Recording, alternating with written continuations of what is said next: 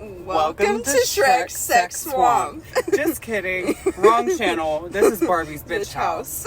And today we're going to be reading a new book called Get in My Swamp. An ogre love story by G.M. Ferry. So there's a whole fucking content warning we're not going to look at because we're not pussies. I'm kidding. We can take anything. So, yeah. I guess we can just start.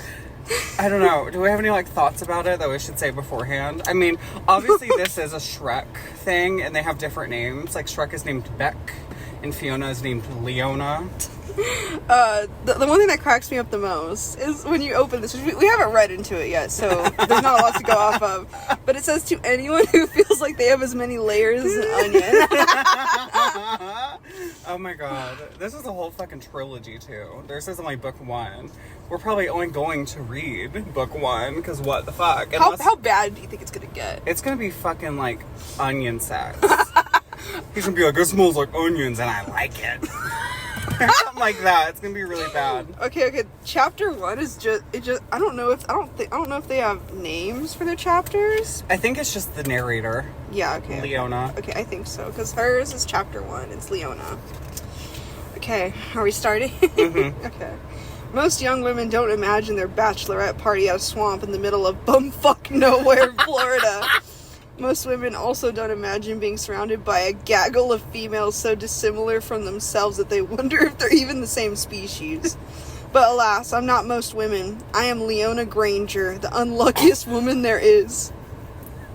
As if being in a swamp wasn't bad enough for a bachelorette trip, I'm here at a silent retreat. Victoria Farquhar. Is that to see Lord Farquaad? Maybe. Is the only human being I know that wouldn't think it's a good idea to hold a bachelorette party in such a place. I'm fortunate to have Victoria Farquhar as not only my maid of honor, but also my future sister-in-law. The fuck? Is she getting married? Yes! Oh, she's gonna be cheating. Okay. Yay me. To be fair, Victoria is halfway decent, although her passive-aggressive comments about anything I own that's not vegan or humanly sourced make me want to jump off a cliff. She did take me under her wing when I started dating her brother. So it's her brother, anyway. I was a loser nobody working as a waitress at the Clover, a semi-bougie restaurant in town. I had no friends or family when Lawrence Farquhar came into my life and flipped everything upside down. Oh, actually, fuck. No, Lawrence might be the Lord Farquaad. Well, they're both Farquhar. Yeah. Lawrence and Victoria flipped my life upside down since she's the one who took me shopping, brought me to every LA social gathering worth attending, and helped me become the sister-in-law she always dreamed of. Well, at least as much as she could. I should be thankful for her, as I know I should, but right now I'm sitting on a stone floor in a hut with no air conditioning, surrounded by a group of girls that have never worked a day in their lives, and we're all just staring at each other in silence.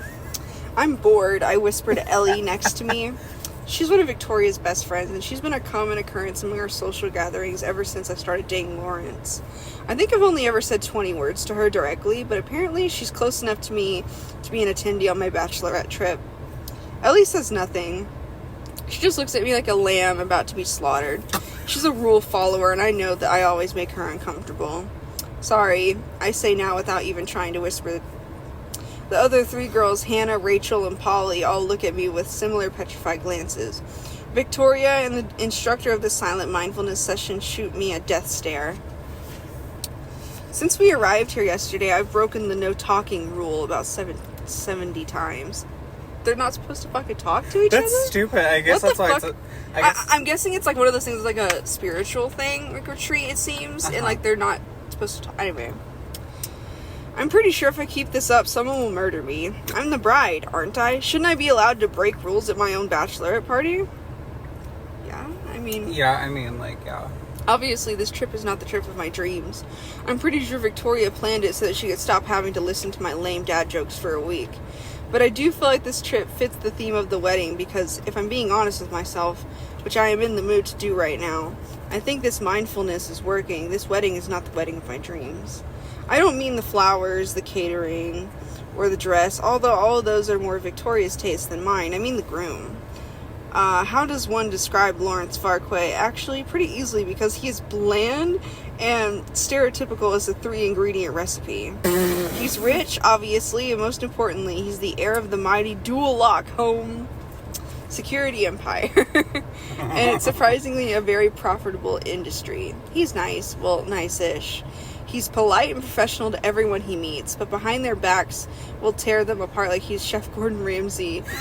Yes, Gordon Ramsay, shout out, I love him. And everyone is just an idiot sandwich. I know he probably talks shit about me too. I have my fair share of shit to talk about. I assume Victoria is at the receiving end of his shit talking and probably partakes in the activity herself. Lawrence and Victoria aren't twins, but you might think they are. They try to match whenever possible. They're always telling secrets, and they're always located right next to each other whenever they're together. I know, it seems odd, but I'm an only child from a fucked up family. Who am I to judge someone else's family dynamic?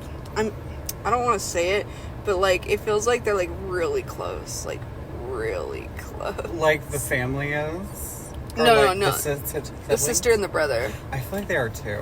Like, I don't want to say it's going in that direction, but it could be. I feel like they tickle each other's buttholes. It's okay. The worst part about Lawrence would have to be his size. Okay. Ooh. Oh, he's tall enough. 5'11". The size of his little friend, though. Let's just say the rumors aren't true about the correlation from hand to dick size. He has big hands. He has a small dick. Already. Don't get me wrong. I'm not discriminatory to dicks. I'm not discriminatory to dicks. I'm all about dick positivity and whatnot. I thought you'd say I'm all about dick pie. The problem with Lawrence is he practically only uses his dick. Mouth, fingers, toys, all too much for him. Of course, I've tried to have the conversation and spice things up in the bedroom, but he'll just agree. Try it once and then never do it again. At that point, I'm too embarrassed to bring it up again. I'm alright though. Oh god, this is gonna get bad. Thank God for my healthy imagination, the internet, and my faithful vibrator. Buzz, as I like to call it. Buzz! I'm thinking of Buzz Lightyear. To the rescue! There are some good things about Lawrence. He's good looking in a Ralph Lauren kind of way. He can be judgy, but he did decide to pick me of all people. Well, most guys would pick me in a crowded room. I've got huge boobs, porn star lips, and an ass that won't quit. An ass that won't quit? Like, it's just gonna quit the job, being like, I don't want to be an ass anymore. But I'm also poor, come from a shitty family, have no friends, and my humor is not for everyone. And I don't seem to know when to stop talking. I'm not everyone's cup of tea, but Lawrence picked me. Being friends with this bitch would be insufferable. She's like, I have a big ass, but no one likes me. And just all that. I'm not entirely sure why, besides being smoking hot and hilarious, but I'm thankful that he did. My life went from eating ramen noodles and wondering how I'd pay off my useless student loans to vacationing in Bora Bora and picking out everyday china for my wedding registry. It sounds shallow to say that money makes up for everything I don't like about Lawrence, but that's not the case. The sense of security, a future, the freedom that Lawrence gives me makes all the other bad parts about him a little blurrier, and that's enough for me. It's more than I've ever had. It's been almost an hour of this silent mind-fucking boringness, and I'm tired of being alone with my thoughts. I stand up. Everyone stares at me as if waiting for an explanation I'm not supposed to give. I'm going to take a nap, I proclaim. They're like, oh, shut up! It's followed by shushes from the instructor and horrified looks from the rest of the girls. Oh yeah, silence, I forgot. I say over my shoulder as I walk out of the meditation. It's a meditation hut, that's why. Those bitches are one of these women is definitely going to shank me tonight. I'm ready to get my mind off my own miserable life. Besides, I got a hot date with Buzz later. So that's the first chapter. Honestly, we could probably read another chapter in this episode. Let's read another chapter. Do you want to? I'm going to read chapter 2. This is Beck.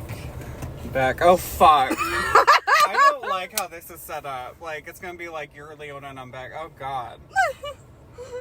Oh, here we go. Okay. Chapter 2, Beck. No calls for help. No blood-curdling screams. I guess it's a shitty morning already. I peer into the hole of my trap, just to be sure. Maybe I got a rabbit at least. That would be somewhat of a snack. To be fair to this morning, my human meals are few and far between. No one usually ventures out this far into my swamp, and that's how the community likes it. The magical community is all about secrecy and keeping themselves hidden. They fear that if someone discovers talking wolves or gnomes, the government would be all over our shit. We have cable and internet. Not the cable. So we know what the real world is like. The running theory is that if they discovered us, they would either kill us all, practice science experiments on us until we want to kill ourselves, or the worst option of all, turn us into an attraction. If I ever have children lining up to take pictures with me, just know the end times are near. Because there's so much threatening in our tiny community, they decided to put me at the entrance just as an extra safeguard, right past all the "do not pass, private property, perpetrators will be shot on sight" signs. My rationale for trapping and eating them is that they clearly want to die. I mean, there's a sign, come on. Although we only get about 3 stragglers a year, it always freaks the board members out. They're worried that families will start looking and discover us. Luckily, almost everyone who's disappeared in the swamp is a homeless junkie with no one to care. I recommended changing the signs to "do not pass, private property, perpetrators will be eaten by an ogre," but the board members said this change would defeat the purpose. Idiots. I do my best to make the human meat I do get last, but I technically don't need it to survive. I can live off deer, alligators, or the chickens. Not the fact that they're like eating humans. I know. I technically don't need it to survive. I can live off deer, alligators, or the chickens I breed and keep. I was thinking he was fucking chickens, but now I know he means he's just breeding chickens. But nothing beats that smoky taste of human meat. All that fast food they eat really does something for them. I'm the only ogre in my community. It can be rather lonely being the only 7-foot, green, hilarious, and gut-wrenchingly handsome creature around, but it's a cross-eyed bear. I do enjoy not having to share my food, and for that perk, I'll take being alone any day of the week. It didn't say of the week, I just like adding things. I adjust the sticks and brush back over the opening of my pussy trap. Here's to hoping tomorrow is a better day. I make my way over to the garden. Some people, at least from the fairy tale books I've ordered on Amazon, not the fucking, like, self-awareness. Some people, at least from the fairy tale books I've ordered on Amazon, think that ogres only eat meat, and that could not be further from the truth. Vegetables are one of my favorite food groups. In fact, my favorite meal is potato, carrot, and eyeball soup. Nothing beats it. Gardening is also a great hobby for me. It keeps me busy, and there's something just so erotic about moving my fingers in such a way as to make sure each delicate seedling grows to its full potential. I like to work with my hands and find different ways that improve my dexterity. I haven't always been alone. When I was young, I did have parents, but they didn't last long. As I find, most creatures don't. It's better to keep busy and find things that you enjoy than get entangled with someone that could leave you, betray you, or be stupid enough to die. So it's just me, my chickens, my vegetables, and the hopeful prospect of a human meal every morning. What more could an ogre ask for? And that is the end of the fucking chapter. Okay. What we could do is end this episode here, and then episode 2, we will read more of this. Let's see how much we have going on right now. I think that's good for now. So thank you guys for listening, and we will see you next time. Bye. Bye.